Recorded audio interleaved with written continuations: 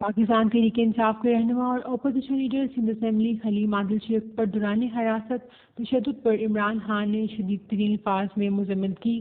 Pakistan Tehreek Insaf chairman Imran Khan نے Twitter میں اپنے پیغام پر کہا کہ سندھ میں ہمارے قائد حزب اختلاف حلیم عادل شیخ پر اس تشدد کی شدید مذمت کرتا ہوں۔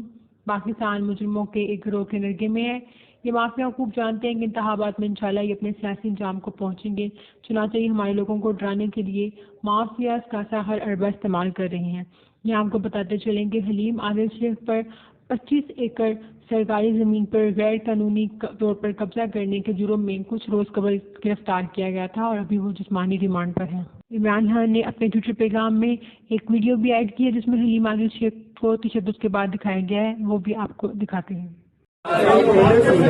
موقف رکھ سکیں اچھا ہوگا انشاءاللہ۔